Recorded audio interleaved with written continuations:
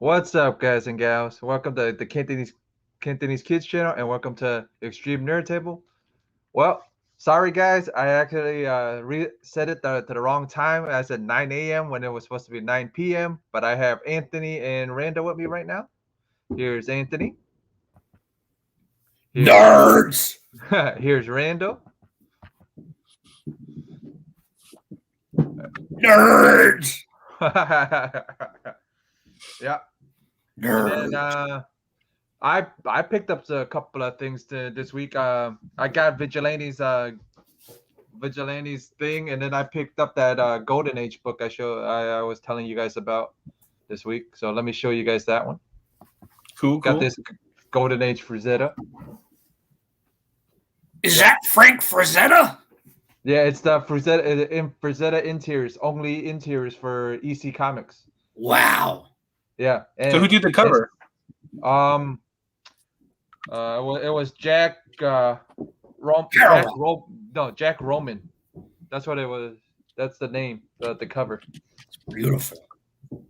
Yep. And then somebody on Christmas Eve had to stamp all the books, because if you see, there's a date stamp on there, December 24th, Christmas Eve. Yeah. Yeah. And then Is that a late 50s comic? yeah, 1954. Wow. Yeah. And it's in that condition? Yeah. Wow. Yeah. That is in fantastic condition. Yeah. And then I got this from Vigilante. Nice. Oh, nice. Yeah, and it's all in German too. Purgatory. Yeah. And then got Vampy 1 in German. Achtung, Vampirella. Yeah. I don't know what that was. That was a German word, but some other accent. Yeah. It was like a Viking German. What is she reaching for? For us. Yo, she's reaching for the wallet. She's reaching for Jeff's wallet every week. Hey, G-Man. Yeah, and G-Man just backed your Kickstarter, looks like. Oh, you rock. Yeah. We'll talk about that later when it's my turn to chat. And then Janga Defiensteins. Yeah, it's different sizes too. If you can look at from this one to this one, they're completely different size.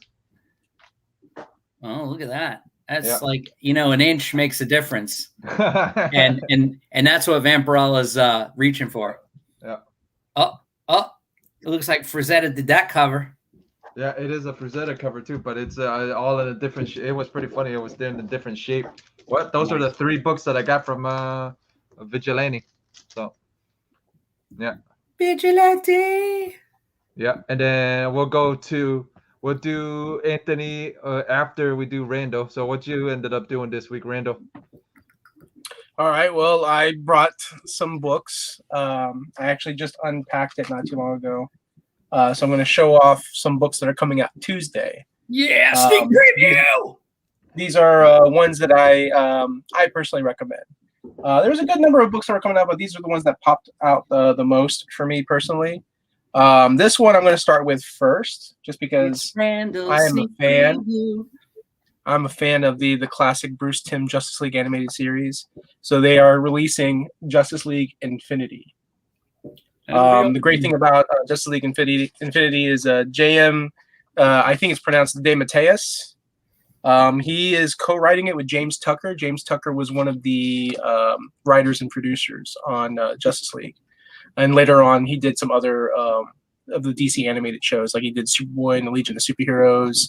I think he worked on Batman Brave and the Bold. So he's awesome. Like a little sneak peek here, we see the android. Oh, look at that. Spoiler. So he's like in the beginning of the book. You see some of the heroes here celebrating. Look at that. Happy birthday. So that's about it. I'm not going to show you all the other cool stuff that happens in the book. One of the things I do like that they're doing on this is we never got a chance to see all of the DC characters in the Justice League animated series. We never got to see them in the Bruce Timm style. I think the closest we came to it was when they were doing like the Bruce Timm figures, and of course when they were doing the Bruce Timm the Justice League animated series ongoing comics from back when the show was out. So it's cool that, you know, like if they're making new characters, for example, this is another one. Sneak preview. Batman Adventure Continues Season 2. We see the Court of Owls right here appearing in this animated version of Batman.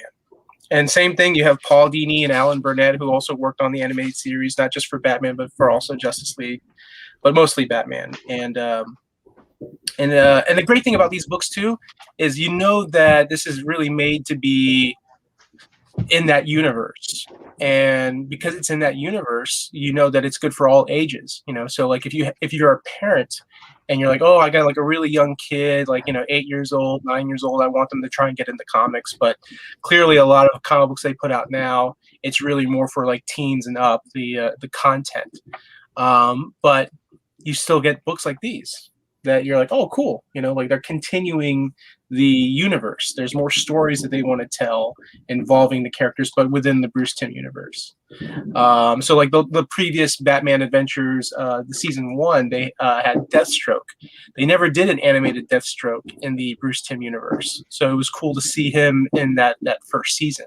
And of course, now second season, you have Court of Owls, Deadman. I don't remember Deadman appearing in the animated series, but it's cool to see them in the comics. So there's that. Those are my top 2 picks for the week. I'm going to show these off. Sorry, you probably might hear fireworks going on. Happy 4th of July. That's someone he's got locked in the closet. Yeah. So I think this is a very underrated comic book series now a lot of people are talking about, but the new Suicide Squad series. It's kind of neat because in these most recent issues, like this issue and I think the previous issue, they're basically not hinting at, but like actually showing the crime syndicate from Earth 3. So Amanda Waller basically is, you know, we have, you know, my guess is like we have other threats, we have other problems, and these are some of the people we have to deal with. So we might even see a Suicide Squad versus the crime syndicate. This is the cover B, and you can clearly see Owlman, Superwoman, nice. Ultraman, and it's kind of cool. It's and of course because they are doing the because they are doing the Suicide Squad film coming out, Bloodsport is playing a much bigger role in the DC universe. So we actually get to see sort of an Earth 3 version of Bloodsport.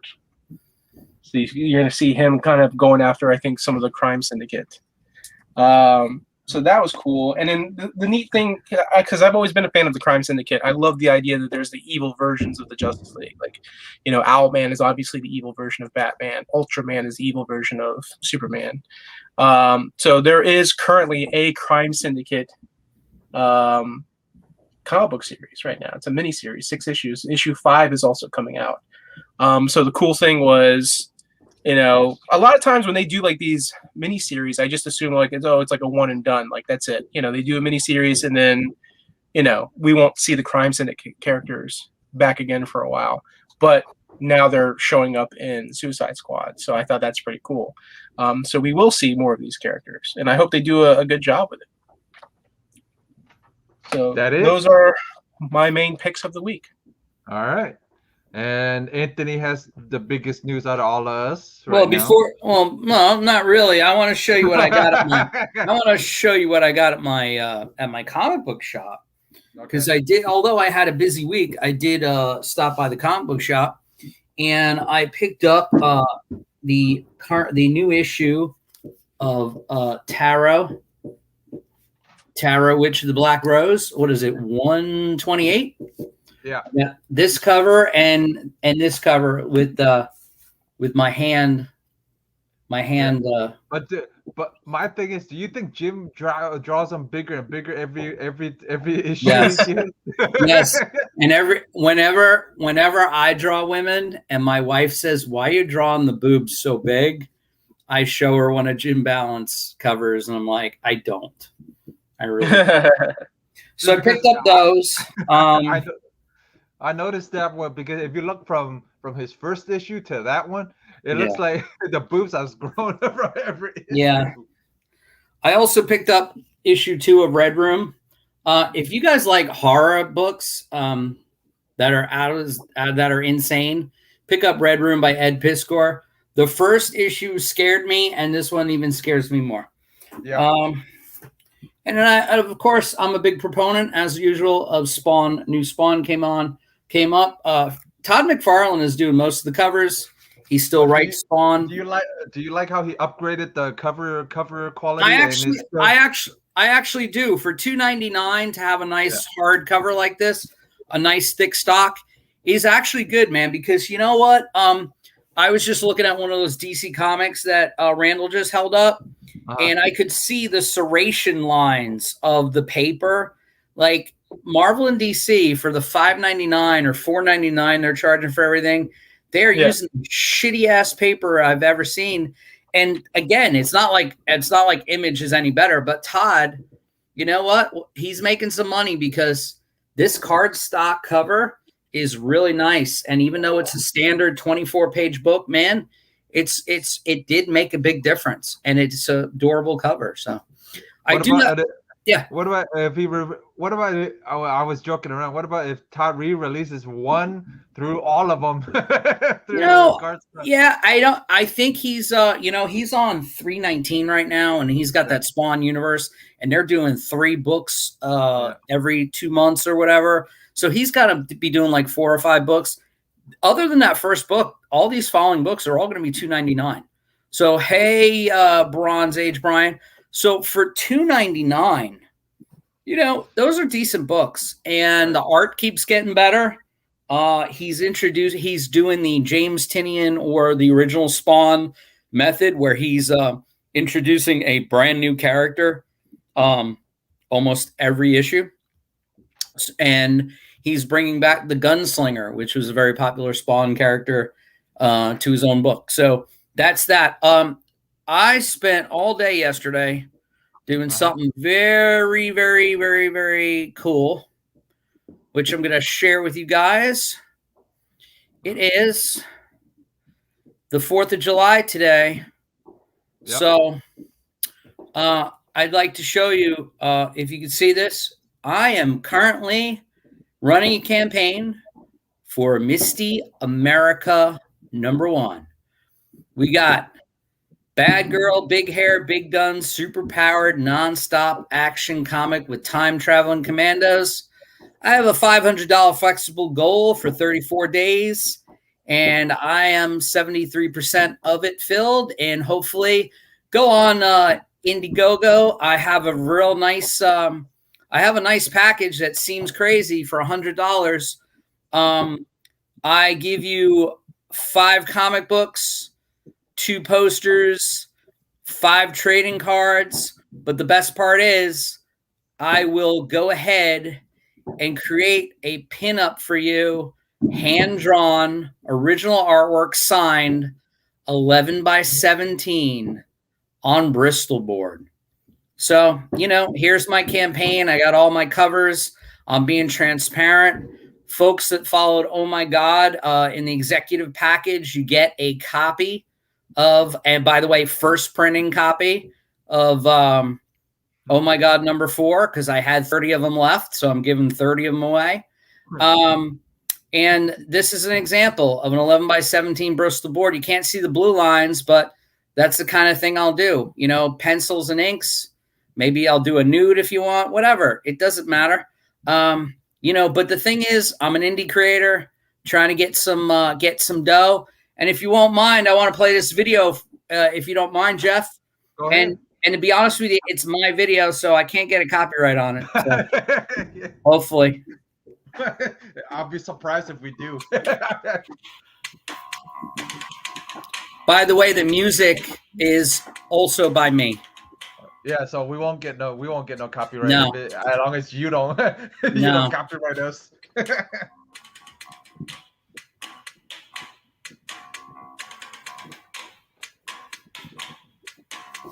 Did she take some new pictures for you? Yes. Mm. These are all new pictures. Mhm. 4th of July. God bless America.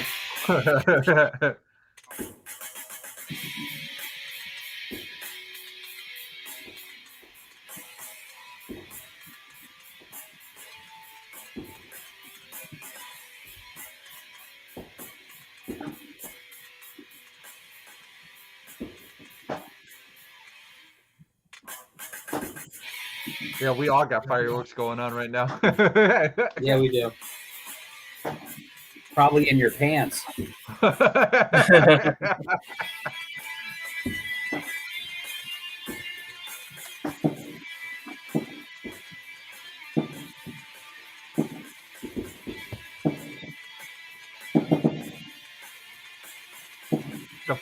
funniest thing, every time the harder she gets hit, the fireworks keep getting louder.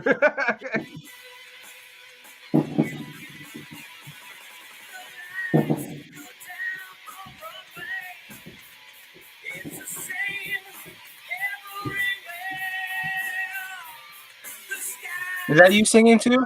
Yes, it is. Nice.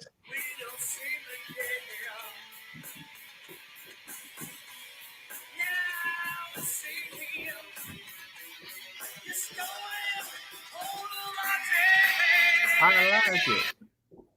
I like it. I like it. So anyway, that was a song written, sung by me. I was playing bass. And that's the little promo for Misty America.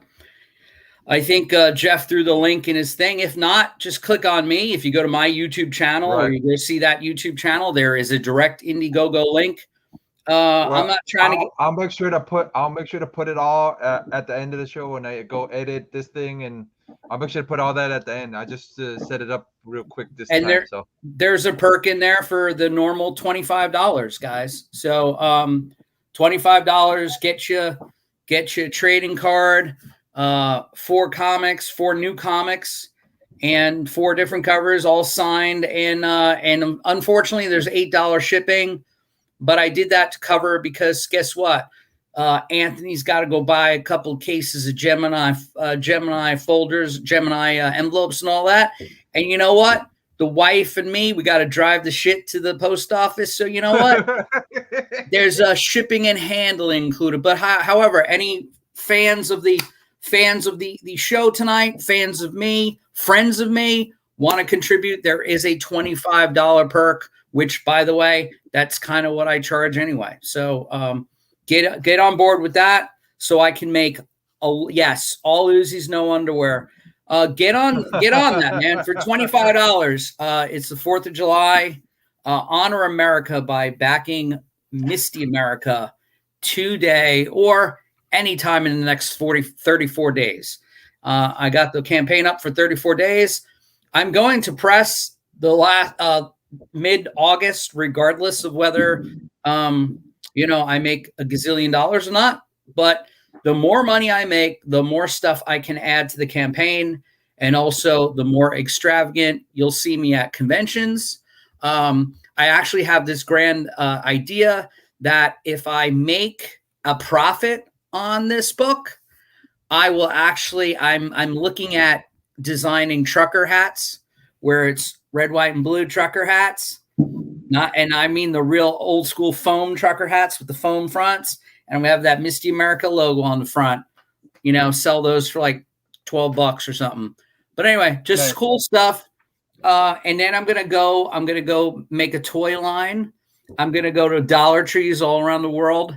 And I'm going to go buy as many ghetto rip-off, knockoff Barbies as possible with blonde hair. And don't even do the toys. Do the Misty America bikinis, man. And I'm just gonna buy a bunch of little toy guns and put them in their hands, and they're gonna be the first nude action figure. Because then I don't have to buy any clothes. I'll just rip all the clothes off, and they'll just have Tommy guns and M16s and shit. But anyway, please back Misty America. I am not rich, and making comic books costs money. Mm-hmm. Yeah. just out of curiosity, in the future campaigns, like, will you offer, like, let's say someone wants to be in your stories, like, hey, will you draw me into like the Misty America story? Yeah. I might do that. I might actually add that I have a choice to edit some perks anyway. So I might put their name in the credits, but as far as drawing them in, this first issue is set in 1998 in the Middle East, and she's fighting some Al Qaeda operatives in 1998. So Al Qaeda operatives and some robots show up at the end, which is a spoiler, but I don't think there really sets a tone for there to be any guest stars in there, unless you have terrorists. What do terrorists do? Terrorists like to they like to have hostages. Unless, oh yeah, okay, well there you go. Yeah, no, not this time, but next time, when I introduce the actual military organization that she's with, then there'll be more opportunity for some placements. Oh my God, had placements in it. It had people in it. This actual book has some characters based on real people that I know in her squad, even who I neglected to give any mention in Oh My God series. And by the way, this series will tie into Oh My God and the Wild Mercury universe. It does sound like it's all by itself, but in the promo, you saw the word time traveler. And in Oh My God, Misty America, her origin was told, okay, but there was no mention of why she was there fighting the devil and stuff. So it's all good. I have no idea what the Proud Girls are, Bronze Age Byron. So have you heard the news about CGC, or have you read the news about CGC where supposedly Jay-Z had bought them or whatever, had bought into it or something Jay-Z? like that? Yeah. Jay-Z's company that he owns bought the parent company of CGC. Most people think that the reason he or the company did that was because, believe it or not, card collecting is becoming more popular than comic book collecting again. And so, CCG or whatever, CGS, whatever their parent company name is, they're expanding into the grading card market. And they expect that to be huge, especially in the sports. Sports cards are blowing up. It's crazy. I have a box of Topps baseball cards, the complete set from 1989 in my garage. If anyone would like that set, please contact me, because I keep trying to sell it in garage sales and no one wants it.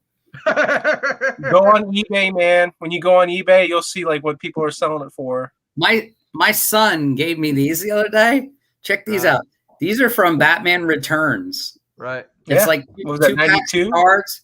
Yeah. He's like, do you want these? He had them in a drawer or something. Kid's like 12 years old. I'm like, why do you even have these? Where did these come from? I think actually we were in a flea market. We were in a flea market when he was young. And I think he actually, like, someone had they had some unopened cards, like just packs. Right. So I must have bought some for him. You know that Jay-Z has 99 problems, but CGC ain't one? Yeah. But what do we expect to happen, though? Are we going to expect nothing's really going to happen? I mean, nothing's going to happen in the first year. These things take time. They're going to obviously, anytime a company acquires another company, that company is going to basically do research. They're going to look at all the numbers. They're going to say, okay, this is what we're struggling in. This is what we're doing good in. This is what we need to fix. And since we're doing good in these departments, we need to expand and hire more. I mean, clearly, That means CG that's mean the grading half they may because if it's taking forever for people to get their books back and they're losing money on it, they may cut it. I wouldn't say that they're losing money. They're just getting a lot of complaints. Right. There's no money to be lost. There's money that yeah, you're going to have people who are going to switch over to CBCS, and guess what? CBCS is going to have the same problems. Maybe not as drastic, maybe not as big as CGC because of the volume. Who knows? I mean, when you hopefully they will invest more money and they will figure out ways to speed up the process. Daryl has that right. What are you doing? Doing a little LeBron James opening there? Where's the chalk at? I've got these little books over here. These are kind of cool. Oh, little thing. And they're CGC. Yeah, I have a 9.8. For some reason, they're a little low in the holder, but that's okay. Yeah, that's an ad on a back cover, right? Wow. Wow. That just ruined everything. My campaign is going so well. I already fulfilled it. Hey, I ain't even getting around to it yet. That's what she said. Yeah. So Daryl, so what do you think about this company that Jay-Z owns has bought CGC? What do you think of this? Well, I mean, it seems like just about anything Jay-Z touches turns to gold. So, crossing our fingers. I see no reason why he seems like the person, which I've never met him, so I can't really say how good of a person he is. But he seems like the kind of person that is like, look, let's put the right people in the right spots, and let me get out of the way and let them do what they do. But I mean, to me, it's to be seen. Okay. But I kind of trust what he has done. Yeah. The thing about rich people, especially like Jay-Z and Beyonce, the thing that they've learned over the years is how do you get more rich? You get more rich by investing. And so, with his company and his business, he just disappeared on us again. He ghosted us. No. Speaking of CGC, if you guys can lend me some money and back my book now, there's a X-Men #1 from 1963, CGC graded a 6.0, is selling on eBay right now for $79,999, and they got free shipping. So I'm all over that. So let's go. He's a fool. One, it's a big mistake to even sell that book right now. If they wait just 4 more years, right? 4 or 5 years, and then Marvel announces the X-Men film or whatever, they start casting, they start you start seeing images, a trailer for the movie. That comic that he's selling right now, it's literally probably going to be double that. $79,000 is insane. Yeah. Any book, even a modern book that sells for something like 1,000 is already insane, man. That's something older, but I'm just saying modern ones are selling for I mean, there's in this business, the collecting business, there's always been levels, just like the economy, right? Just like you have rich people, wealthy, the 1%, then you have your upper middle class, your middle class, lower middle class, and then the poor. I'm using the term loosely. We are probably lower middle class. Not me though. I am definitely poor. I am like right below. I cannot afford my own place. I cannot afford my own house. I don't know. I like your place, man. It looks really nice. It's not my place. I'm just dwelling. But yeah, no, it's just and then you have the people who just they're big time collectors. They make a lot of money. They'll buy like these books that are worth $100,000 or $50,000 or whatever. I wouldn't be surprised if some of these guys they they have doubles and triples. Can you imagine someone owning 3 copies of like X-Men #1? You know, and then 1 or 2 of those copies might even be worth more than or in better, higher grade than the one that person is selling. You know, who dat? Well, we need to learn I mean, does it. Honestly, these kind of things is why I got out of collecting. So there you go. Yeah, it can be discouraging. Absolutely, it can totally be discouraging. It's not discouraging. I think it's ridiculous. Yeah. The other fun thing about collecting comics, though, is buying a book that just comes out, and because it's popular or first appearance or something, it's people are like, oh, that book is selling for $10, $15, $20. So the idea of buying something cover price and then flipping it and making double your money, I think there's a lot of people that are into that. Clearly. Yeah, Who Dat Comics, we were just talking about, I was looking at an X-Men #1, a 6.0, bringing up, we were talking about Jay-Z buying the CGC company, and I was commenting on, there's a copy of X-Men 1, only a 6.0, which, again, is 1963. It's selling on eBay. Buy it now, all right? $79,999 with free shipping. Sent to you from San Diego, California. Dude, so, if it wasn't free shipping, I would be, what the hell, man? I'm paying this much money for not free shipping. Oh man, you know what? Just to be an asshole, right? Just to be an asshole, like just to get like a laugh out of it, I would charge for shipping. Yeah, I'd be like, you know what? Here's the thing: $20. I'd charge for shipping, and that offer. Insurance is what you got to pay for. Yeah. I'd send best offer. Hell, I'd get on a plane and deliver it personally for $80,000.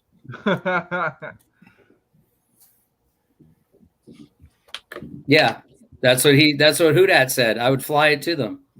I mean, you're looking at what, $150 plane ticket. Yeah, but then imagine the fear sending that, even with insurance. It's just that's scary, shipping something like that. But if you fly to them and hand it to them, you really don't have proof that they got it. They can lie like, I never got it. That's true. Give me my money. Unless they're paying for like a courier system, because I mean there are couriers, there are delivery services where you pay a little extra, and you have like new TV show. Guy that delivers graded comics. Yeah. Expensive graded comics. It'd be like the Fall Guy, like with Lee Majors and Heather Thomas. Why not do a heist movie, right? They could do a heist movie. Yeah. With Amazing Fantasy and Action Comics #1 on the truck. And they could be in Mini Coopers. Yeah. It could be a geek version of Ocean's 11. Yeah. It's starring 11 really old, overweight, heavy dudes that are just like breathing heavy, struggling to like steal these books. Randall, you hitting a nerve over there. I'm old. It'd be a great comedy. Yeah, like we were saying, man, like it might be a good thing, it might be a bad thing. We don't know that yet. They just bought the company, so it's gonna, like Randall said, it's gonna take a couple of years for us to see what happens, I think they're gonna invest most of their money in card grading. I wouldn't even worry about. I mean, the only way you worry about CGC is if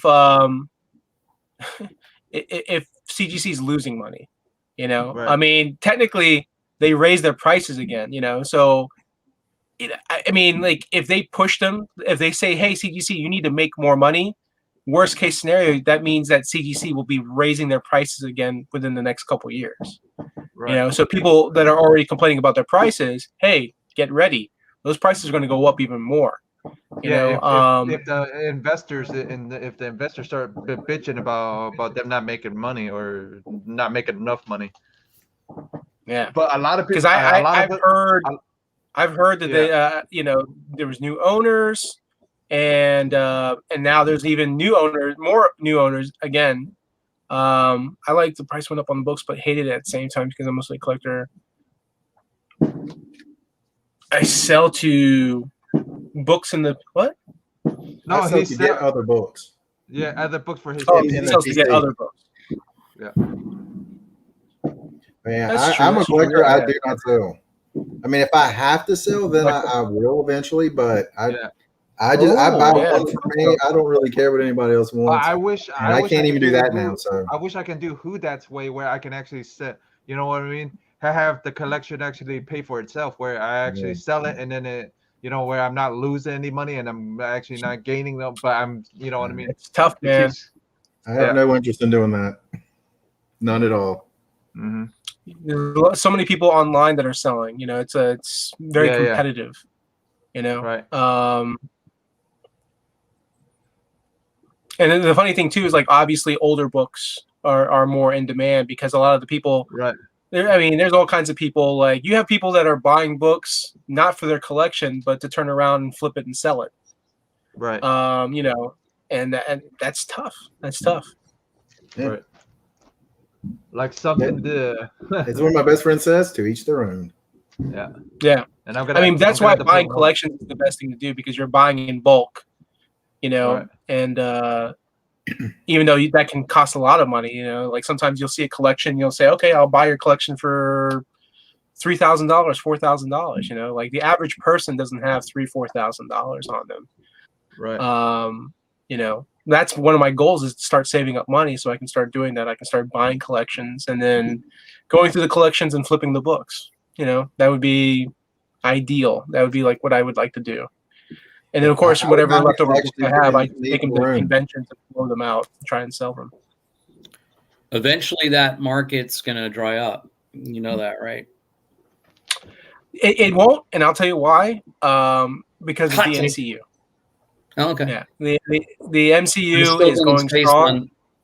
The Marvel fan base stops at some point. I think there's going to be a bubble at some point. It will.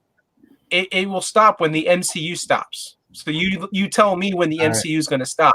But it will. But the issue I have, I'm not saying in a week or a month. I'm saying it will. No, I'm talking about 10, 15 years from now. When it's going to be longer than that. When 50 and 60-year-olds are going to be in the grave, you're going to be left with stuff that is still going to be valuable, but the people driving it, I think the bubble is coming in 10 to 15 years, and this market that when you go to conventions, and this is my hot take on that. Mm-hmm. You're going to go to a convention. You're going to go to a convention, and you're not going to have people with that much money to be able to spend on those key books. Like I was just, you know, when you go to a convention now, like the last DeLand convention was at, you got these dealers, a lot who, like Jeff, buys a lot of his Vampy stuff from. These guys are like 65 years old. Right. Okay. And they're walking around with oxygen tanks, buying shit. And I'm just saying that they actually, a lot of them are retired, or they got some old money, and they're sitting there buying and trading $5,000-$6,000 comics. I work a full-time job for a major corporation, 40 hours a week. I own my own house, but I'm still looking through dollar bins, man. There's a certain point where that extra money ain't going to be there. And Mr. Randall, you're the youngest guy in the audience, in the crowd here. When you start paying your own mortgage and for your place and all that, let me tell you something. Comic books will take a secondary, third, or fifth position. Right. And the thing is, that's the case. And a lot of the guys that you see at conventions, including myself, we're rebuying collections that we sold 20 years ago or 30 years ago or 15 years ago. The problem I have is that once all that shit's bought up, it's going to be sitting in safes and lockers and then people that say go to buy, like people that go to Heritage Auction and they spend $20,000 on this Kurt Swan piece of original artwork, or George Perez or John Byrne. John Byrne artwork is going for $70,000. Original pieces from his X-Men run.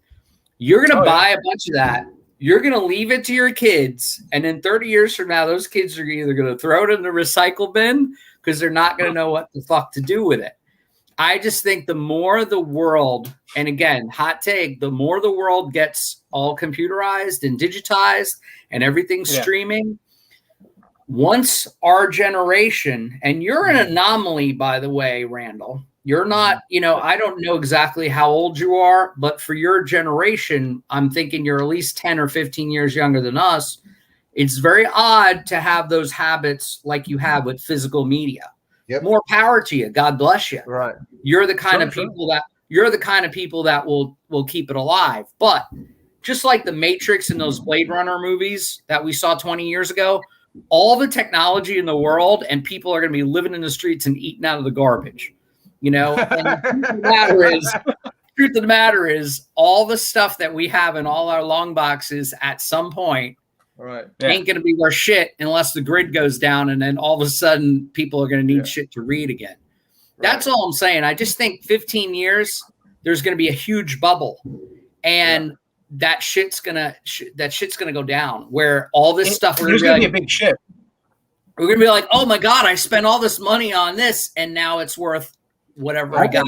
I honestly agree with you because I think the younger generation, they don't want to get ink on their fingers. They don't care what the book smells like. Right. And to me, I think they're going the way of the DVDs. Yeah. People will be like, I don't want this. I can just push a button. Not even. Not even. And again, the kids today, they don't even. First off, just let you know, the DVDs and Blu-rays, physical media has dropped huge. That's why we see a rise. That's why, I mean, like, honestly, like that's going to be the next collecting thing in the next 10, 15 years. The next collecting thing will be physical media. Because you already have like a lot of companies, like they want to push digital because then that way they don't have to make the DVDs and Blu-rays. They save money on it. They can sell it digital. Then not to mention they want to push their streaming services. So if something becomes exclusive through their streaming service, it's like, where am I going to buy this? Perfect example, like Disney, Disney, Netflix. Actually, I'm sorry, Netflix is the better example. Many of the movies that Netflix have made, they haven't released that on physical media. They're basically saying, hey, you want to watch this Michael Bay movie with Ryan Reynolds? Only way you're going to see it is through our streaming service. They will let some properties get physical media. Like I was surprised the other day. I was walking through Target and I saw a first season of Umbrella Academy available on Blu-ray, and I was very surprised. Of course, one of the things I love about physical media is like all the little extras. Well, Netflix doesn't give a shit about extras. So like when you look at their Daredevil that was released on Blu-ray, when you look at I think Punisher was released on Blu-ray, or Jessica Jones. I don't know if they even released all the seasons of that, but some of those that they released, when you look at it, there's like really no extra features. It's just, hey, we just have the episodes available on physical media.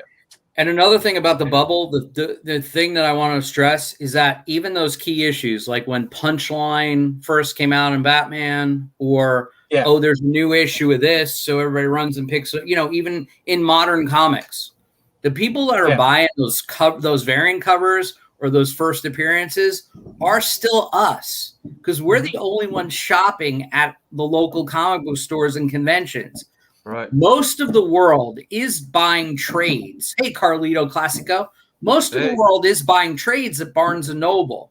They're buying manga. Yeah, the young generation, not the collectors. My 12-year-old son, has never fucking bought a comic book. He doesn't need to because I have them. I'll buy them for him. But he has never actually fucking bought a comic book. And again, it's a generational gap thing. When we were, you're right, Old Guard should be on Blu-ray. But you can just watch it on Netflix anytime, no? But the thing is, again, the new generation, not even millennials, but Generation Z or whatever they are, my son, he will never buy a comic book ever in his life. It doesn't matter if he goes into a place and sees, they have X-Men #1, giant size X-Men. he won't even know what that is, and he's my son because I'm not brainwashing him to. Oh, you know what? Well, how you old need is to your collect stuff. What? He's 12.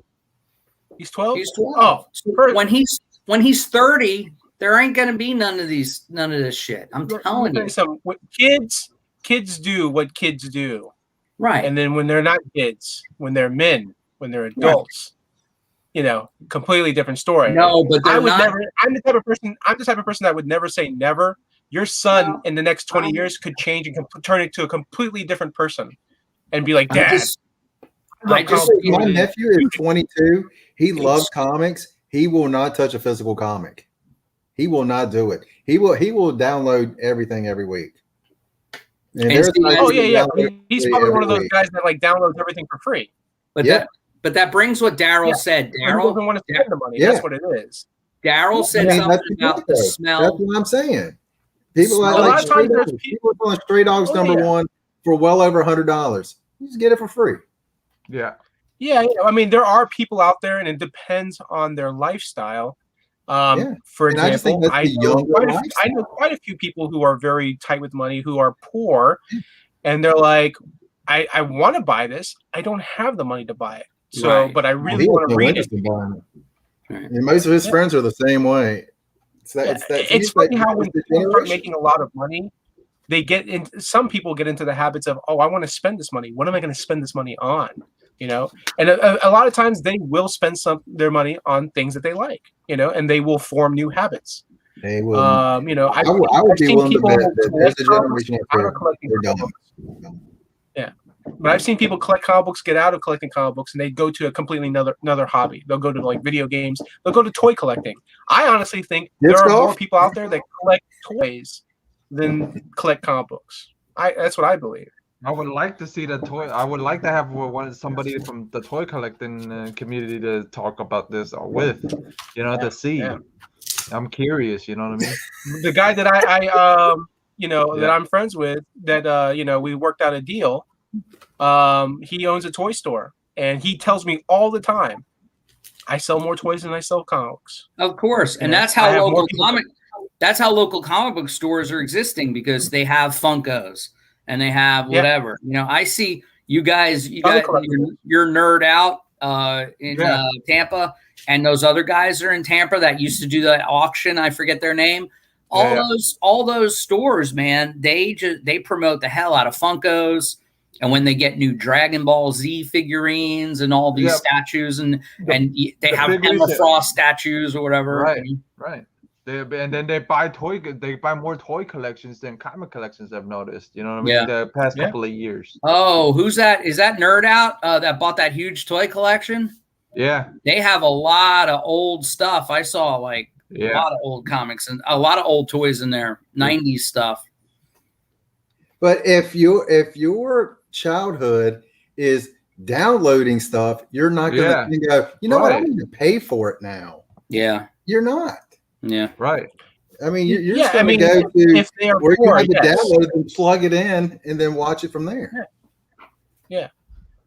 I've seen young people who sometimes have a plethora of money.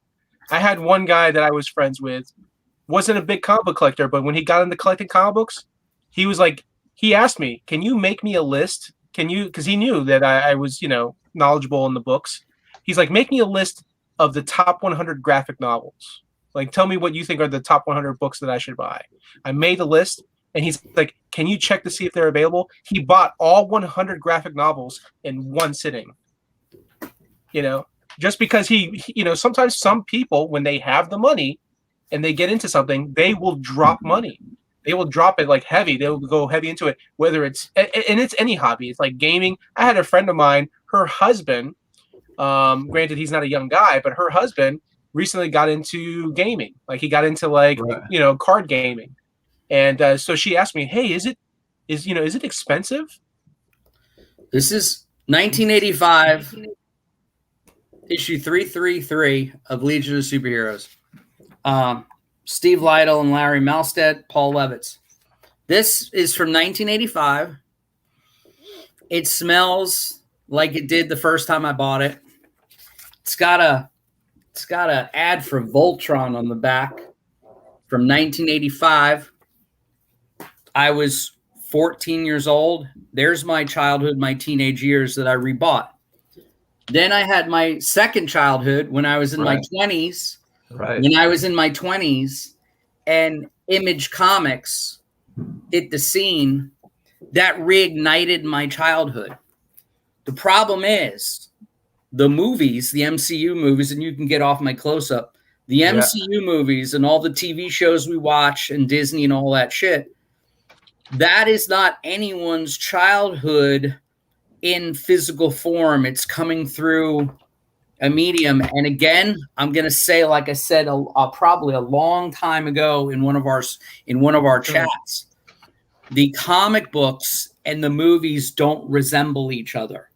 So when Endgame came out and it made $1 billion in like the first 2 months and blew past Avatar when it made 2.8 billion or whatever, no one was buying Avengers comic books because that movie was out. Okay. Nobody. And then vice versa, Superman and Batman could be the highest selling comic books. And then Zack Snyder puts out a movie and critics pan it, and it doesn't really make that much money. Go figure. Batman, one of the most, regardless of our personal feelings, Batman, one of the most popular superheroes, even though he's not super, of all time, across the board in every poll internationally. Yet you put a movie out with him, it should make $1 billion. It doesn't. Things don't translate from one medium to another. Okay. And they're not that connected. The way that, and you could see, look at all the Marvel characters and DC characters in the Fortnite games. They know how to get to the kids, and it's not at a spinner rack anymore, unfortunately. Right. That's the truth. Yeah. There's no more spinner racks. And forget spinner racks. You used to be able to go into a 7-Eleven in 1993 and actually see a copy of Spawn and Youngblood and Witchblade and any of that Extreme and X-Men. You used to see Joe Madureira or whatever, X-Men and Daredevil on the 7-Eleven rack next to Entertainment Weekly and People Magazine. It's gone. Now, what does that mean? Just eventually it's going to pop. Eventually there won't be any conventions to go to because all those dealers who have those oxygen tanks, they're going to be dead. And Randall, you're only going to have the first appearance of Punchline and a couple of key issues. You're living in your mom's house or someone's house, or you don't have the money to buy that X-Men #1. You are living and you are living in your own version of Age of Apocalypse minus the character Apocalypse. You think everything is dead, desolate, nobody cares about anything. No, I wouldn't make, if I really felt that way, I wouldn't even make comics. Why put myself through the hassle? No. And by the way, I disagree with you because what you're missing the point of, if you look at my campaign online for Misty America, I don't offer a PDF. If you want a PDF of my book, go fuck yourself. Comic books are. So if you go fuck yourself, you're offering the PDF. Yes. No PDFs. He'll fly and deliver it to you. I did not create a comic book to not have a physical media involved. And I know PDFs, sure, I'll get it to more people and all that and get my name out there. Dude, that's not worth it to me. I make comic books because I'm in love with comic books in their physical form. I won't even look at a PDF of a comic on a phone or on a tablet or anything because it's just not the same. To me, only to me. But again, 50 years old, don't give a shit what anybody thinks about. But I know from raising a young man in my house, my son, I see the kids, they're different now. And they're not worse, they're just different. Yeah. So they're different, yeah. But those oxygen tank guys at the convention, man, they're not going to be here 20 years from now, and I don't know who's going to get their collection. We better start reading the obituary pages. Yeah, I think what happens is, and all it takes is influencers. Influencers. It's been like this since the beginning of time, right? In the beginning of school, high school, you have the popular kids. You have all the kids that fall in line and say, "Hey, this is what everyone's doing. I want to be included, so I'm going to do it too." They're doing, oh yeah. You don't hang out in Daytona enough, Who Dat Comics. Yeah, but no. Eventually, all it takes is a group of popular kids to say, "Hey, these comic books are freaking awesome. I'm picking this up. I'm buying this. I'm doing this." And then before you know it, you have a wave of kids that are getting into it. Just like sports cards. Just when you thought sports cards were dead, now they're getting popular again. Pokemon.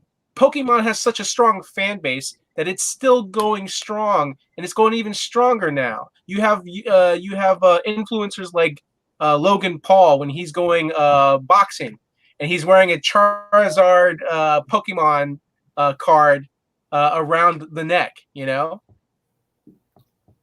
what's going on? Is a glitch going on? He's just wicking it. Hey guys, here's the thing about baseball cards. Everybody in the chat, baseball cards, they are already starting to drop. Already, everybody in the chat. I've been keeping up with baseball cards. The Michael Jordan went for 700 some odd thousand 3 months ago. It's down to like 400 some thousand. Everybody in the chat, by the way. I want to say that everybody in the chat. I'm not saying that there's no market for physical media. I personally will, like I just stated, will only buy physical media. I don't like streaming movies. I'd rather have the Blu-ray, the DVD. And again, me and Daryl, we're pushing 50. All right. Listen, in the 70s, in the 80s, even in the early 90s, you couldn't get anything digital. Okay. Everything's physical. I've spent more. Olivia Newton-John, we got physical. I've spent more on physical media than a lot of folks. But the point is, all I was saying is that I'm having this grim forecast about people that are on eBay spending $70,000 on one piece of paper. Is eventually that's going to go bye-bye. And all of a sudden, that thing that you spent $70,000 on might be worth $20,000 because no one's going to give a shit 20 years from now. That's all I'm saying. Okay. 3%. And I'm not defending my position. I just wanted to bring a nice heated conversation because I think, first of all, my hot take, and I don't have my oven mitts, I think slabbing and collecting like that is ridiculous. But I've got these slab here. Look at that. Yeah, I know.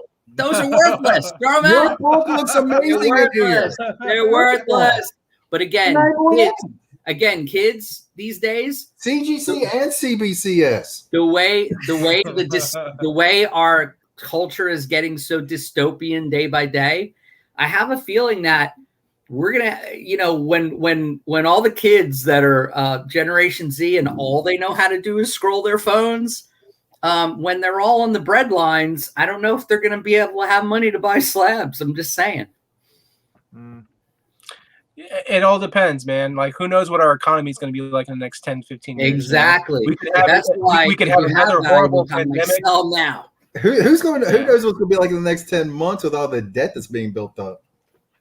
Right. Exactly. I mean people actually have to go back to work. Be like how it's always been. The rich are going to be the ones doing great. Yeah, and so what we have to do is we have to work smarter, not harder.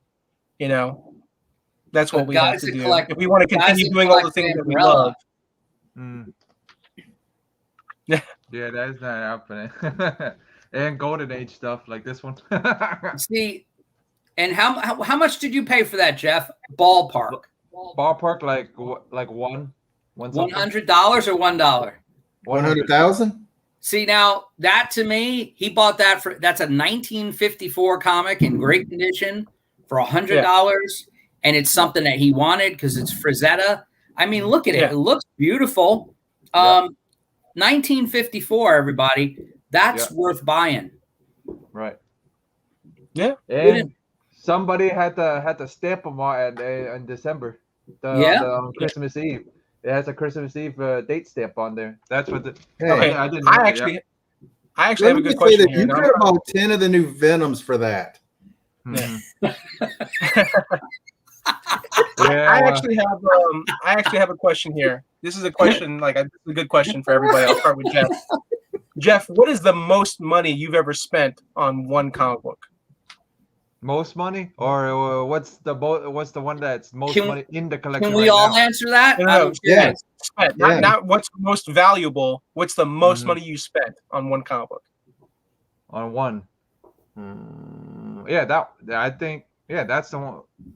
That's the one you spent the most on, the $100? No. I'm trying to think.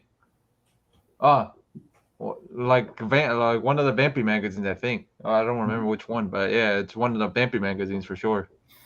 What was I it, felt like like that 200? was going to be the actual answer, one of the Vampies. How Yeah. much? How much? 150? Yeah. Like two something. Almost, Okay. yeah. Okay. 2 and All right, then, Anthony, how about you? What's the most you spent on one comic book? I think I've spent $85 on a comic. Okay. Wow. And what about you? I don't even want to answer it now because I spent way more than that. Most I think I spent on one was I think I first appearance of Ghost Rider. I think I paid $500 for it. 500. Okay. I don't know how I have you guys beat. Guys beat. Go ahead. We see. I need a drum roll. I spent, I think with shipping, I think I spent $900. What? On one comic book. What? I bought it was CGC graded 8.0, Amazing Spider-Man number 50. First appearance of Kingpin, but it was also the issue where Peter Parker quit being Spider-Man. It's a very famous cover. Main reason I bought it was, one, Spider-Man's my favorite Marvel character. Two, I definitely wanted to have a comic book that Stan Lee wrote, that he wrote originally back in the day. That's a good one to have. Three, every time I saw like a Marvel documentary or even a Spider-Man behind the scenes, they would always show off all these famous covers, these classic covers of Spider-Man. And Amazing number 50 was always popping up. So is it higher? What's the grade on it? Well, it was an 8.0. My guess is if it were to get regraded, it'd probably get a 7.5. Well, you got pretty good because I'm looking at a 6.0 right now. How much did you spend? Yeah. How much did you 900. spend? A 6.0, right? A 6.0 is selling for $1,700 right now. I recently bought a 2.5 of that for I think it was $200. I think There's a paid on that. There's a bad copy, a poor copy online right now for a 177. Yeah. Yeah. But now I'm never going to sell that copy, and I'll tell you why. Yeah. I wanted to make sure, if by some chance down the road I meet a woman, we get married, I have kids, I have a family, I would love it. You're a nerd. I would love it. I would love it one day to where I'm sitting down and I'm watching Spider-Man 2 with my kid, and my kid, we're watching like the behind the scenes. He watches a little documentary, and then that cover pops up. And I would love to sit down with my kid and say, see that cover right there? I have that book. And not only do I have that book, I have it signed by Stan Lee as well. And an eight goes for $5,500 right now.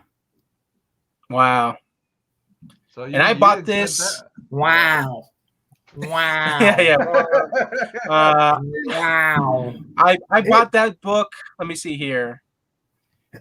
See, my thought about that, I couldn't give two craps what it's worth after I buy it. I don't even care. Right. Yeah, me too. A lot of people are like, doesn't it make you happy that they go up in value? I could care less. I would actually prefer that they don't go up in value, so then I can go buy other stuff. I personally don't care. It's nice to hear the numbers, but at the same time, I'm not affected by the numbers at all personally, because I have no intentions of selling that book. That book is going with me to the grave. If I get buried, I'm going to have like a tomb in Antarctica. And I'm gonna get buried with that's that gonna book. be doing a lot of people. Well, good. I mean, Antarctica doesn't exist. It's just a wall around the flat Earth. So you're done there.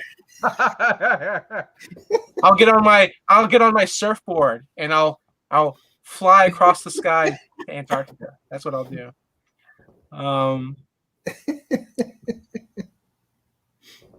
Yeah. Oh, that's Hey, cool.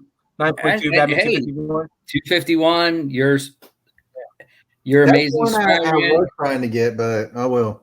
ASM. Now, you know, if I ever spend that kind of money again on anything, my goal is to spend getting an original sketch from Jim Lee. I believe he charges between $5,000 and $7,000 for a full body sketch. And so my goal would be to get Electrical Blue Superman sketched full body by Jim Lee. It'd be one of a kind. Nobody would ever have that but me. how much does he charge? Between $5,000 and $7,000, I think, for a sketch. Generally 5,000-7,000. And that's right now. I think by the time I have the money to get it, he'll probably be charging like $10,000. Daryl's got a Jim Lee original right there in his hand. Anthony, this is for you. $5. Oh, that's nice. Very nice. I just bought this past week. Very nice. The original Pro poster. Is it signed by Jim Lee? It's signed by his nephew Brandon. All right. Oh, I gotta ask Carlito because he didn't mention it, and you don't have to answer if you don't want to. But if that's the most you spent on that Batman, I'm curious, how much did you spend? 1.21 gigawatts. Oh wait, that's not an amount.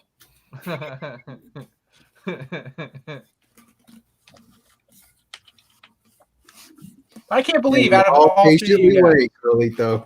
I That's spent the most money on the comic. Well, That's not that high a book. I mean, it's up there, but it's not that asking- high. This It really would depends be on the when you most want it. expensive one. This would be the most expensive one, but I didn't spend it. There you go. No, I know. Yeah. I know, but that's what I'm saying is like, now I'm not gonna lie, when I bought it, it's not like I had cash on me. I used the credit card for that. And how long did it take you to pay off that credit card? Hasn't I yet. don't remember, but it's paid off, so that's all that matters. Right. Carlito answered something. He said it was a 9. I was trying to dig out how much it was. Yeah. It's funny that 251.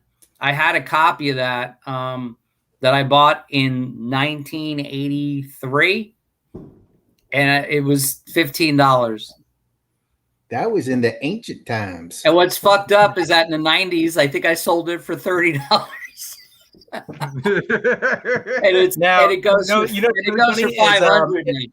Doubled your money. If things go out in the next 10 years, hopefully, if things go well for me financially, He's going to have that wife he's looking for, that child. I have, by the way, on eBay right now, I have a poster of Batman 251 signed by Neil Adams. I'm selling it for $40.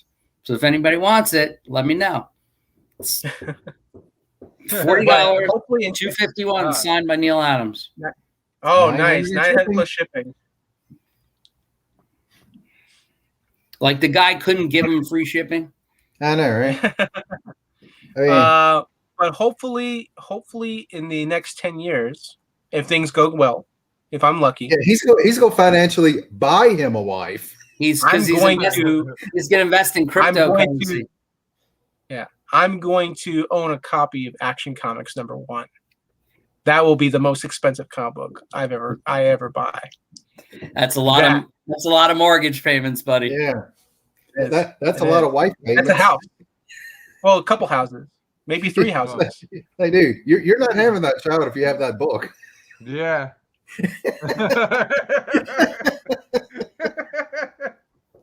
I would get the kid. What are you talking about? I can have kids in my 50s. I can do what Mick Jagger did. Mick Jagger had a kid like at 72. Yeah. Yeah, but yeah. I just have to survive long enough to have that moment with my son. You're gonna be looking like Mr. Burns out there trying to I'm throw gonna a be like ball. old, and I'm gonna be like, "Hey, son, look at that cover." Smithers released the house.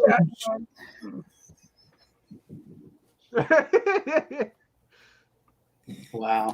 You never know, though. Science might advance in the next 20 years, and they'll be like, "Hey, we get this miracle drug that'll just keep you young." And they'll be like, "Yes." I think it's a little blue pill. It's gonna cost you money. It's gonna cost you a lot more money than it's gonna cost you as much as the damn what was it? Action Comics 1.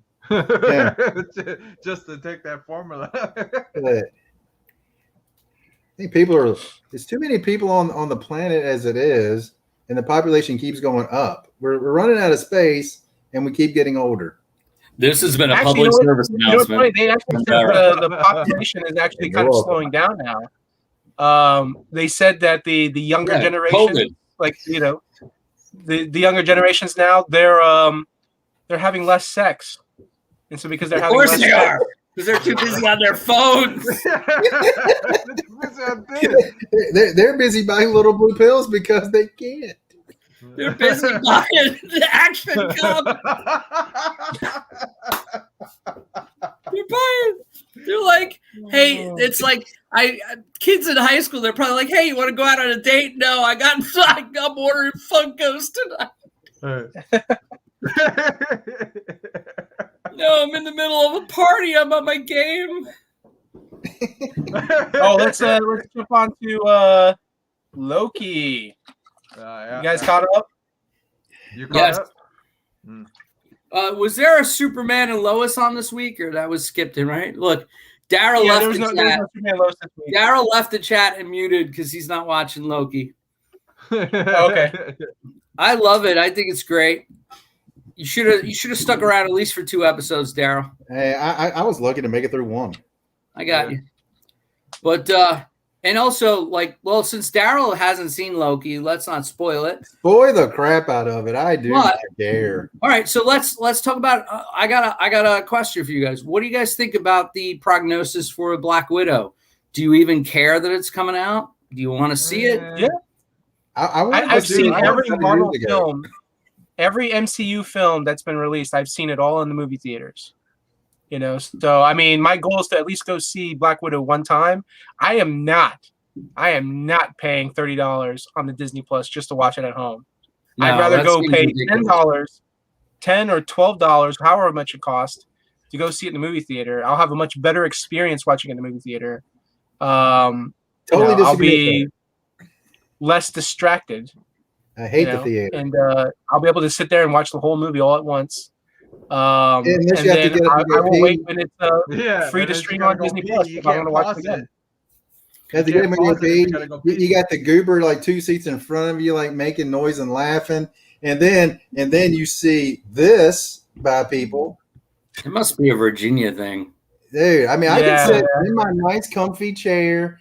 If I have to go to the restroom, I can pause it. If I need snacks, they're already here at a third of the price. Carlito's saying he's got his tickets for IMAX Black Widow Thursday night. Nice.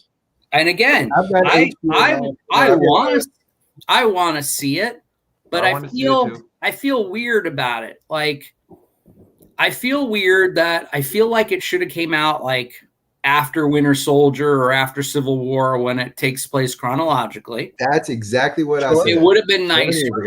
It's weird seeing a movie about, spoiler, a dead character. That's odd. Mm-hmm. It's just weird. But it was a prequel film. And the pandemic is weird, in that it was supposed to come out a year ago. But anyway, that's not, we couldn't help the pandemic. But the truth of the matter is that we're telling a one-off story of a character that everybody knows is dead. It just seems like an odd premise for a film, even when the pandemic wasn't here. It seemed weird. However, I know, Carlito makes a good point. They probably shouldn't have, but hey, what are you going to do? I do want to see it. It's just, if I feel like I've seen 800 trailers at this point. Yeah. And it's like, I'm kind of numb to the movie. Like I want to see it. I love Black Widow as a character, Yep. but at the same time, I feel like I love superheroes, but superhero movies are like they're. My hot take on it is that it doesn't feel special anymore to me.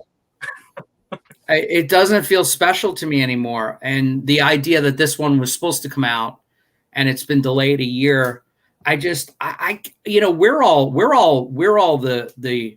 in the know, but I can't imagine what straight people like who aren't into geek stuff and fandom. I imagine what do they think when every preview they see on YouTube and on TV is for superhero movies? Or how about like I still have like FX on my cable package or whatever, and my wife had on FX today, and it's like there were 6 Marvel movies on today, and it's like then there's DC movies, and then there's Venom, and then there's Sony movies, and then there's the original Tobey Maguire movies playing all the time. And even on HBO, it's the same thing. You can go through the channels and find 6 superhero movies all played at the same time. And to me, like, it's a perfect world. What do the straights who aren't into fandom think about that? They must be like, could we just see a comedy? Could we just see some fart jokes? That's all. Those people, I'll tell you right now, you know what those people are? They are now the outsiders. You know, before us fans, the geeks, we were the outsiders because, you know, we liked stuff that wasn't popular. And now that the stuff is popular, it's the roles have reversed. You know? Nice pose there. So, now we are the king. You know, and it's what I want, and it's not. And you know what? I still want more. I still crave more. I want to live in a world where every month there is a comic book film that's coming out that people can talk about, that they can get excited about, and then just rally around. That's what I want, man. You know, I want something to look forward to every month of my life. Are you going to see it, Jeff? Yeah. So am I. I'm going to see it from the comfort of my sofa. I was hoping that it was on just the normal Disney Plus and not the $30 Disney Plus, whatever. Oh, in that case, I'll be waiting a few months. What was Cruella de Vil on the Cruella movie? Was that on the Disney Plus? $30. You had to pay for that, the Cruella? Oh, yep. Okay. Yep. All right. Well, maybe the person I'm bootlegging it from, I just hope they buy it, then I'll be able to watch it. There you go. Yeah, just tell them to buy it. Oh, I mean, you know what's funny is I just signed back up with the Disney movie club. They sent me a new thing where they're like, "Hey, cancel your membership, restart, and get 5 Disney films for $1, and then all you have to do is buy 3 new films at full price." So I started sitting there thinking, like, okay, what are some upcoming films I'll pay full price for? Hey, Randall, we'd like you to join Columbia House. Anthony, we had this back in the 80s with cassette tapes. Yeah. Hey, Columbia House, just get 13 DVDs. And you don't have to pay a penny. So it actually works. I've signed up before. And so now, but this is actually a better deal this time than it was last time. We got another one, Goofy. You want me to tell you the 5 films that I'm getting for $1? Yes. Okay. Yes. Hold on, I think I got the. You don't know. I got the brochure here. Brochure. We don't need a brochure. We have a Mickey Echo. We got a brochure. Oh, shit. So I decided. Unfortunately, they didn't have a lot of Marvel films to choose from. But I went ahead and I got Black Panther and I got Black Panther and I got Guardians of the Galaxy Volume 2 just because I don't own them physically yet. I went ahead and bought a Goofy movie. Fucking Goofy. And I got Hercules. Hercules. And I think I got Pirates of the Caribbean. R. Which one? Those were my 5 movies. Those were my 5 movies that I got. The first 2 Pirates of the Caribbean. I actually don't own any of the Pirates of the Caribbean films on Blu-ray. Okay. Savvy. and I love them. I love the movies. I think I own like the first 2 or 3 on DVD, but I don't have them on Blu-ray. What was the other one? So the 3 movies that I'm going to order from that deal are going to be Black Widow, Shang-Chi, and The Eternals. Wow. So I was like, I'm safe. I got my 3 upcoming Marvel films that I'll buy. And I do like buying physical media for a couple of reasons. I love that they come with a digital code. So now I can have it in my digital library. So if I'm too lazy to go pull the disc out of the case and watch it, I can just go in my video and watch That's why physical media is going away. It's the laziness. It's not. It's not because they don't. No. I mean, I just know people. Like there are people that are living that lifestyle of they don't want clutter. They don't want stuff piling up. You know, I had a buddy of mine. He pretty much got rid of almost all of his physical media because he's like, I have it all on my Voodoo. I don't need these. I want to get rid of them. That's Voodoo. So we traded for it. Voodoo, you do. Talk with the babe. Oh, there's so many different services. Like you can buy digitally on Amazon. You could buy digitally on Apple. You could buy digitally on like I said, on Voodoo. It's not just they don't want physical media. It's the convenience. It's the late. It's being. Well, yeah. I don't. And that is the like you just said it. You don't want if I don't want to get up and go get the DVD and put it in the Xbox or whatever it is. I can put it. I can hit play on the TV or whatever it is. Here's the sad thing, right? Some of these movies that you buy digitally, right? You're gonna pay the same price as if you were buying the physical media. Yeah. Right. So I'd rather buy the physical media. And then, because I mean, let's be real. We live in Florida. There can be power outages. There could be internet outages. If I feel like watching the movie, I have the physical copy. I can plug it into my player. What are you going to watch it on if there's no power? Yeah. Generators, man. A potato and if I have being rich. If I have a house that's powered by things, I can't afford. If I have a house that's got this, man. Randall's got some reverse engineering. I got to give it up to you. You know what? He's gonna use a potato and a lemon to watch the DVD. The hopefulness. Just remember, when it's too cold out, all those comics and media behind you, they burn, so they'll provide heat. There you go. Start with ASM 50 first. Just like Boy Scouts. We'll be prepared. Boy Scout, which is a great movie.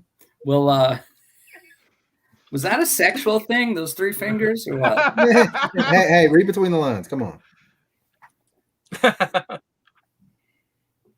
Yeah, like I said. Plan.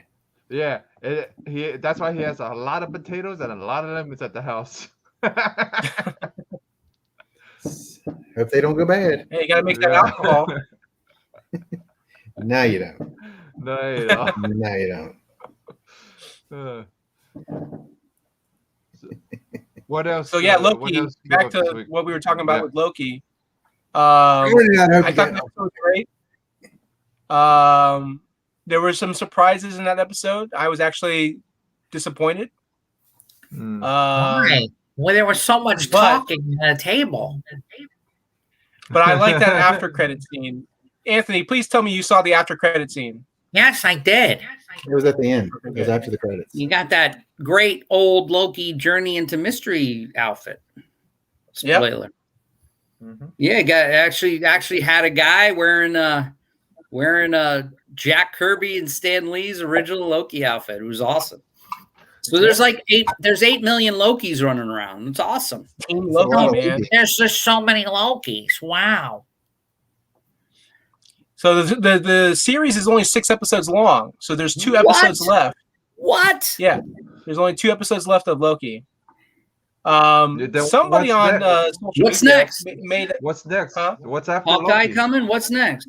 Hawkeye? What's after Loki? I think next will be the what if animated Marvel series. and then after that will probably be Hawkeye. That's my guess. I think after Hawkeye, we're going to get Moon Knight, and then or She-Hulk, one of those two. I think She-Hulk will first, come. then Moon Knight. I think She-Hulk and then Moon Knight. I think so. Yeah. How bad are they going to fuck up She-Hulk? Well, I I've heard agree. that She-Hulk is going to be filmed in 30-minute increments, and the rumor is that they've designed it to be a sitcom. Oh no, that's the rumor. I do love the actress, but I don't know the sitcom. Well, isn't there the one actress from the good places in this one too? Yeah, she's supposed to be playing. Yeah, she plays Titania or whatever. Yeah, Titania. That's gonna be interesting. If you're saying it's gonna be sitcom style, it's gonna be interesting because I don't think I've never seen the She-Hulk actress in a sitcom before. But they said Mark Ruffalo was going to be in the show. Well, he will appear on the show. I think he's only going to appear in like 1 or 2 episodes. Because he will be in Hulk form because he's been stuck as Smart Hulk with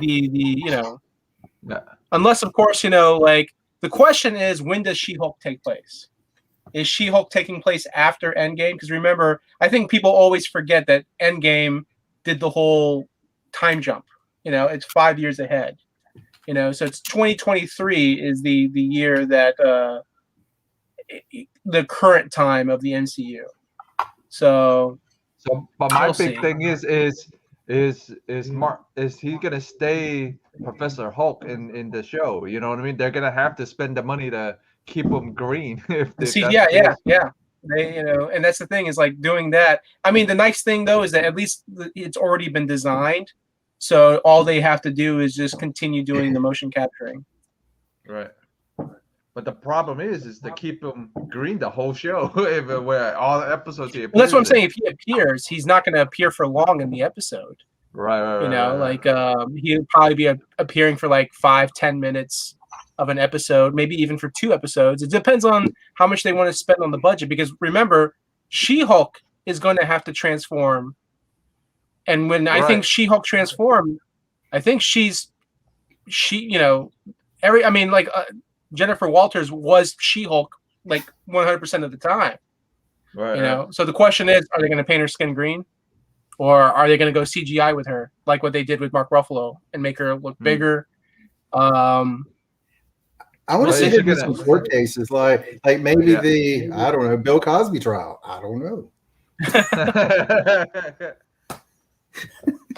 And I want her to go out for drinks with Bill Cosby. I am getting more and more excited for the new Spider-Man film. Too soon? Because that's coming out in December, and we're already in July. So what is it? August, September, October, November. We're 5 months away. We're 5 months away from the Spider-Man film, and there still is no trailer for that film. So I know people are anticipating. They're just they're counting down. They're waiting. They're like, why haven't they given us a trailer yet for this movie? It's out in 5 months.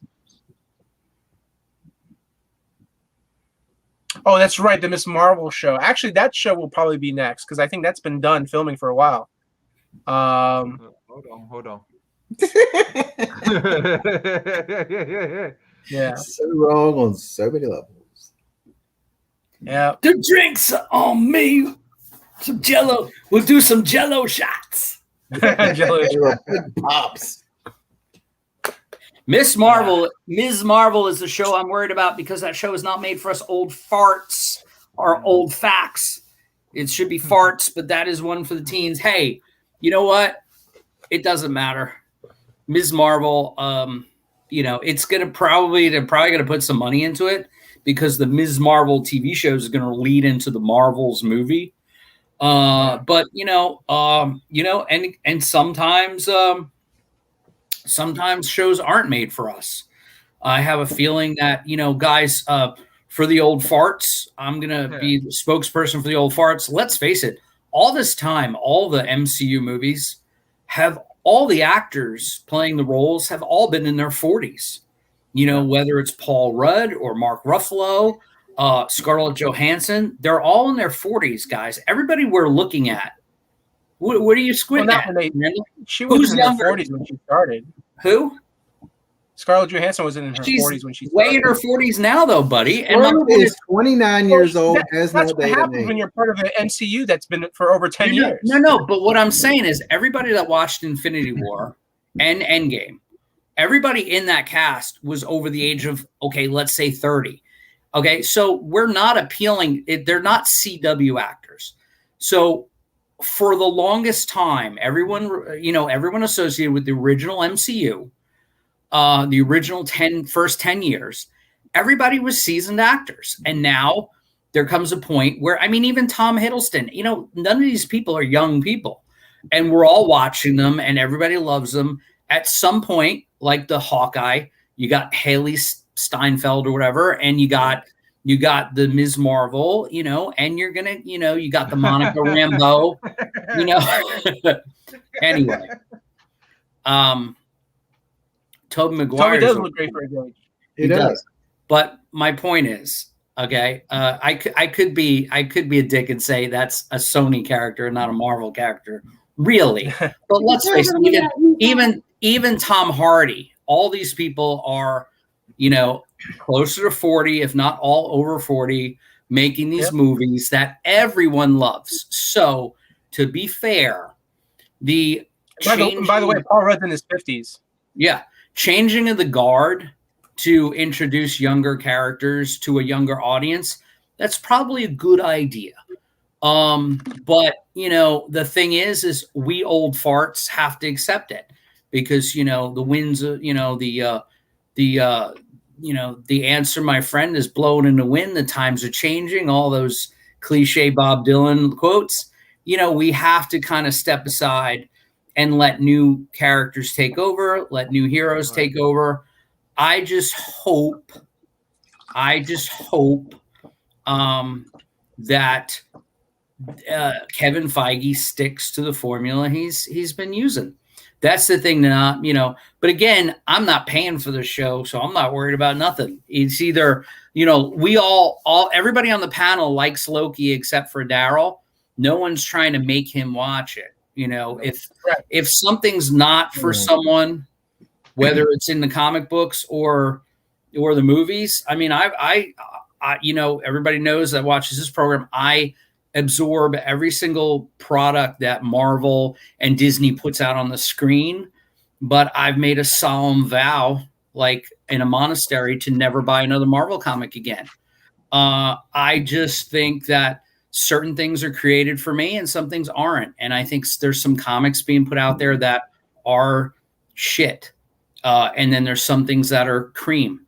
I still read DC because I don't think they've totally abandoned the formula. But I think Marvel has. I think the comics they're putting out are shit. And not only are they shit, they're taking core characters, and I don't care whether you make them gay or you swap their gender or their race or any of that shit. What I care about is when you take the X-Men and you turn them into like fascist terrorist dictators. And then, spoiler, you make it so that their deaths are there's no. What if you turn them into fashion models? There's no but there's no point. There's no point to whether they live or die because they can be resurrected and their AI gets put in another body and they're actually literally hatching out of the ground like the Invasion of the Body Snatchers. That's fucked up. And Stan Lee and Jack Kirby should be rolling in their graves with that sort of treatment. And I know none of the characters other than Gay Iceman are the original ones that are really affected. But honestly, they've taken the idea of these underdogs who, by the way, run a school to teach mutants how to cope with their powers. They've totally like upended that and ruined it. And just for that alone, I think who's ever running DC Comics, maybe it's Feige also, Marvel. Here's the weird thing, guys. And I'm going to make one last comment about Marvel. All the TV shows and movies are all taken from the Bronze Age. Other than this Ms. Marvel shit, they're not grabbing anything from current stories.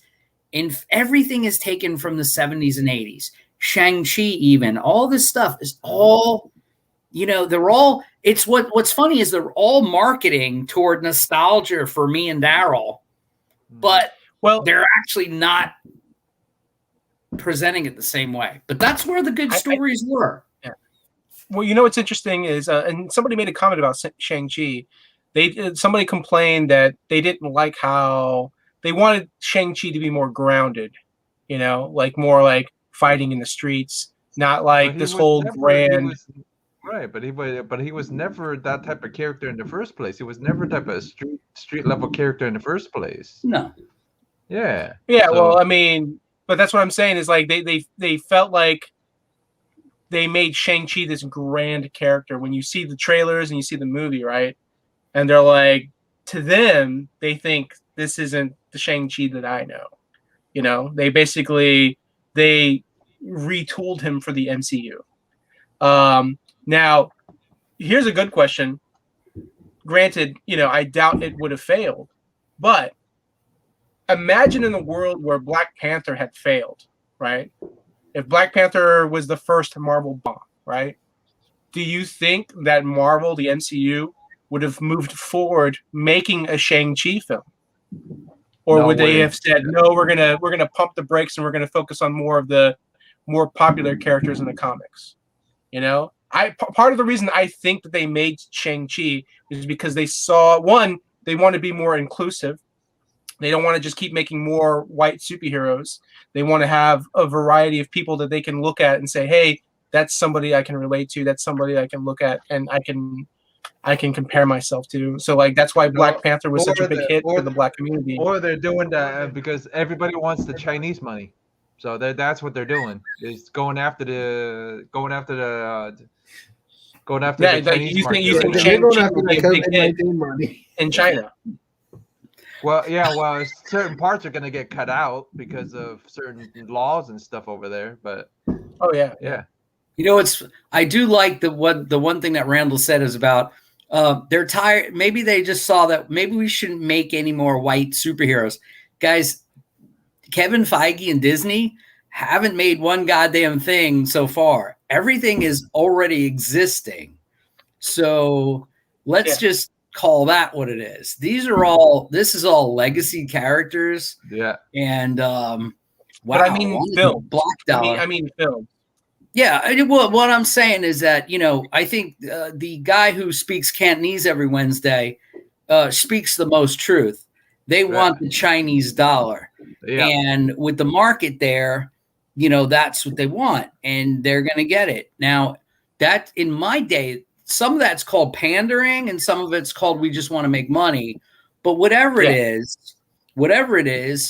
people are going to go see it because it's got a Marvel logo in the beginning. Exactly. And just like the TV shows and the animated films and stuff, the cream will rise to the top.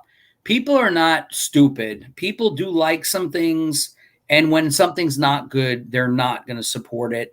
Or maybe they will. Who knows? But the thing is that, you know, let's always separate comics and theater, comics and cinema.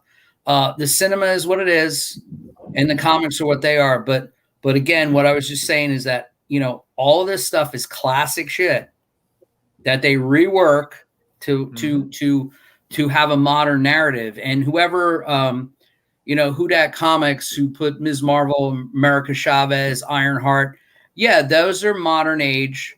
But you know the sad part, though. I mean, let's call a spade here. They're still derivative.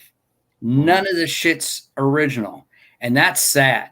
That's sad that there is, you know, that is sad that there is no actual characters that are non-derivative. That is one of the greatest quotes that Macho Man ever had. Snap into a Slim Jim second. But all the more reason why Toby's Spider-Man movies are the best, because it has the Macho Man. True. But also honestly, it would be great if there were some new characters.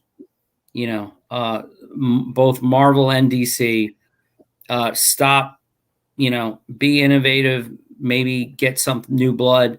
That's a sad thing. You know, guys, we're still sucking off the tit of the 60s. You know that, right? Yeah. The whole movie industry, everybody, you know, they're really still sucking off the tit of the silver and bronze age. You know, they really are. And it's weird because eventually those ideas are going to run out too, you know? So. Oh yeah. My biggest thing is when you're going to make these characters and you're going to adapt into the film, to make not only the best version of it, but to come as close as possible of pulling it from the comics. You know, that's my big thing. My big thing is I want like the Fantastic Four films. We still don't have like the perfect adaptation of it. You know, when they did that reboot, you know, when they butchered the Fantastic Four characters, I was just like, like right from the get-go, I was just like, I don't mind if you do something like that, but only do it after we've had the perfect Fantastic Four movie. You know, like give me the perfect Reed Richards. Huh? I said, and then you have every right to butcher it. Give us a good one, you could totally butcher it. Yeah, I mean, once you've given me like the best version of it, like, because let me tell you something: when you make films like that, and then you ruin the franchise, you ruin the interest in it, and then studios immediately are like, well, we're not going to make any money with this, so we're going to stop making it, or at least put some pants on the thing. I mean, put really. some pants on his thing. Yeah. I mean, just casting alone. Let me tell you something. That's another problem that I have with Hollywood is that when you have certain directors and certain people, when they start working on the film, some of them don't even want to adapt the comic book version of it. They want to create their own. They want to create their own version of it. Like Michael Bay. When Michael Bay did Transformers, guess what? That's not an adapted version of Transformers from the cartoon series or comics.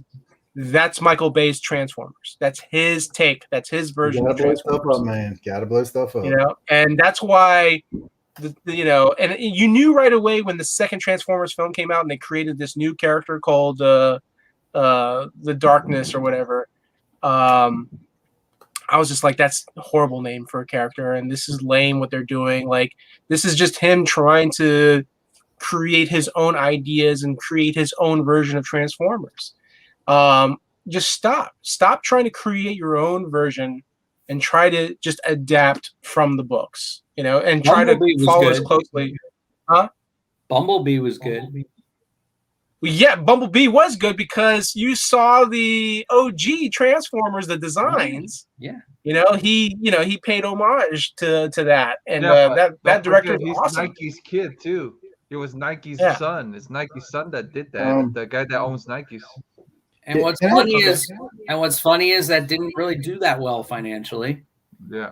And you know, they're not talking about any sequel. William said something about Fantastic Four. Let me tell you something. I got my thing on Fantastic Four.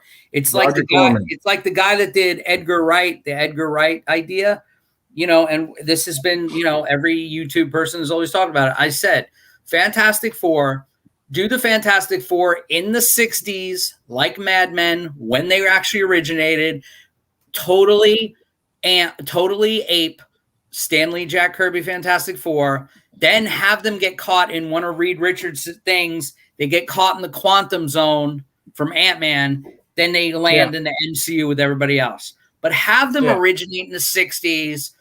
And look, please don't anybody take this the wrong way. It's for Caucasian people in the 60s. Stop fucking around with the most world's famous comic magazine. Stop fucking around with their genders and their identities and this and that. Blonde invisible woman, a guy with gray hair here, orange guy with pants, and a blonde white guy looks like Chris Evans. He doesn't even have to have the gray hair. Chris Evans looking guy for the Human Torch. And God, can't you get a Dr. Doom costume right? It's just a guy in an iron mask already. Come on now. No. When they make Roger Corman, that's all I'm saying about that. All right. That movie could have been absolutely amazing. No, I was gonna say, when you really think about it, Doctor Doom is wearing an Iron Man armor. Yeah. Yeah. So I mean, like if you can make Iron Man, it's not hard to make Doctor Doom. If you can make Darth Vader, you can make Doctor Doom. It's very simple. If you can make the man with the iron mask starring Leonardo DiCaprio, you can make Doctor Doom. Point is, do the Fantastic Four right. Set them in the 60s, all madmen smoking on airplanes and shit. Do a moon mission or whatever the fuck, and then bring them to the modern age.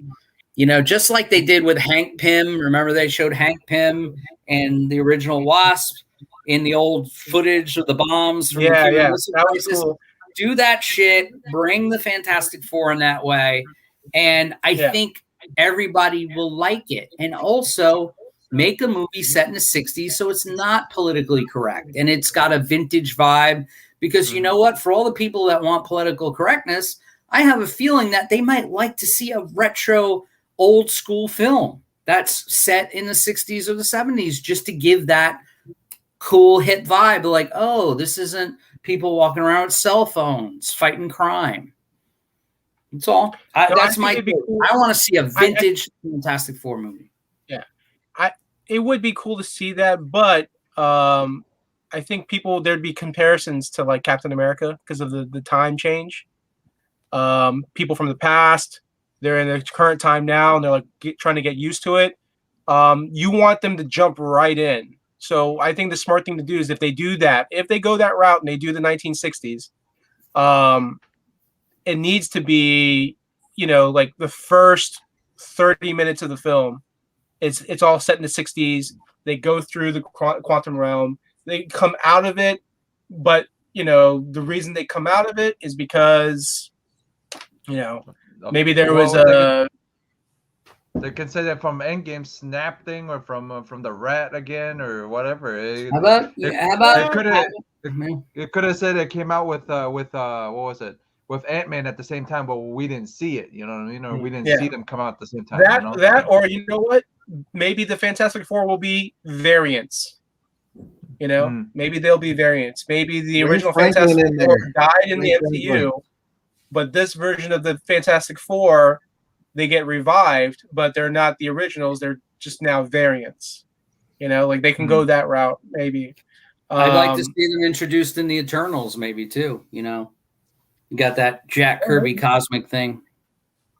I don't know how the Eternals is going to do, man.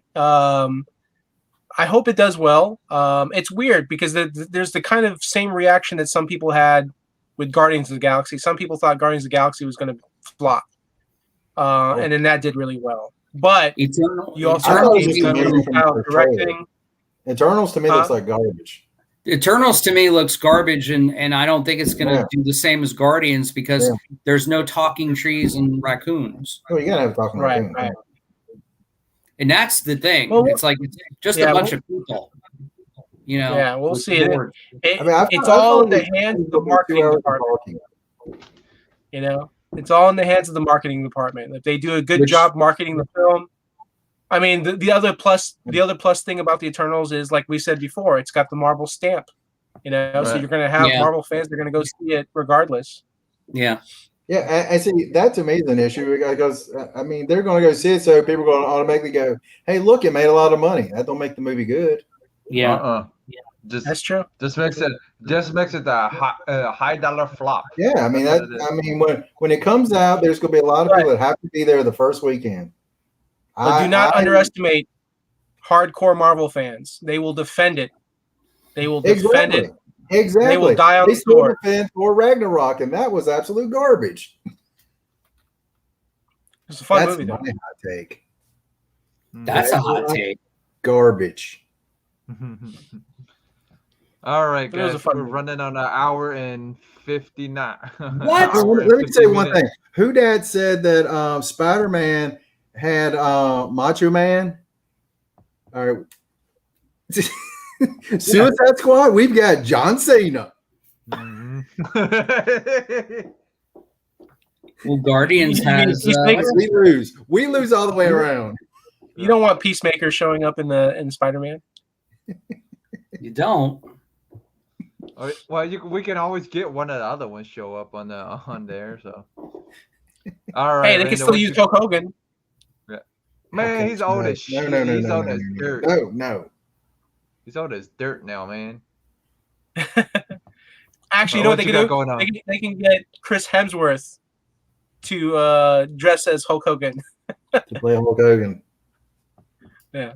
Everybody like, what's Thor doing fighting Spider-Man? He's like, I'm not Thor, brother. I'm Hulk Hogan. Yeah, you got to throw brother at the end of every sentence. All right, Randall, what you got going on? Same old. Just still playing catch up. I do want to say that I ended up pre-ordering this cool video game. I'm a huge fan of the Aliens franchise, and there's a game coming out in August called Aliens Fire Team Elite or Fire Elite, where you get to play as the Colonial Marines. It's a co-op play, so you go online, you team up with a couple people, and you're basically trying to survive shooting all the aliens in different maps. It looks freaking awesome. If you get a chance to go look at the trailer on that game, so that I'm looking forward to. And that's pretty much it. Still, just like I said, trying to play catch up. Trying to do a lot of stuff right now. It's just very time consuming. All right, what you got going on there? Just besides Angelina Jolie today. Angelina Jolie. She stars in Eternals, by the way. That's what I got. Are you collecting movie posters now? I just bought a few. Nice. So what you got going on? Right here. Yeah, what you got going on? Anything special? Like I got nothing. More frisbee? No more It's frisbee. disc, not frisbee. Come on. No more disc golf podcast. Maybe, I don't know. It just depends on one of the guys. He's about to get married next week, so it's at least 2 weeks off for him. So okay. All right. So Anthony got oh my god right now running for Indiegogo. If you want to run that campaign again, it's cool with me. It's up to you. Whatever you want to do. Yeah. Ask the devil, and the devil shall appear. As you can see, with only 6 backers, I'm up to 427 right now, which is nice. Yeah. So I hope to be at 70,000 by next week, and then I'll buy a YouTube channel and on a desert island somewhere, and I'll sit there with my Action Comics #1 and just show Randall. I'll say, hey, look at my Action Comics #1. Anyway, as you can see, I got lots of boobies and guns, which are always good. And Misty America is #1. I have a $25 package for all you poor people that spend too much money on slabbed comics, posters, and ramen noodles. You got Misty America #1, and I'm going to play my trailer again before I go away. Yeah. And this is how he got banned. It's my channel, buddy, and my music. So I will be right back, guys. All right. It's his music, and his will be okay as long as he doesn't file the claim against the channel.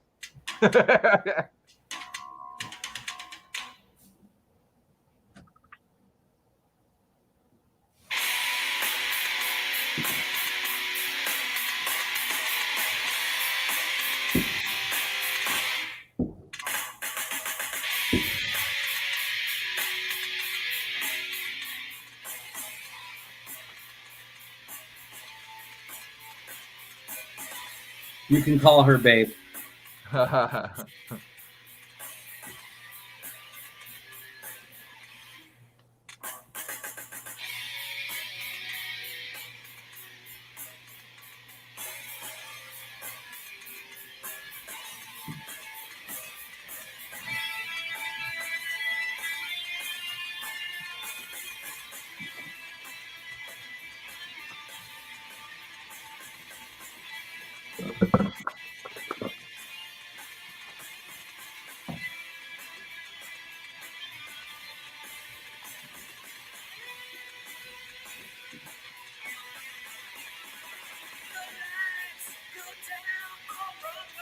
I want to see a live singing performance from Anthony.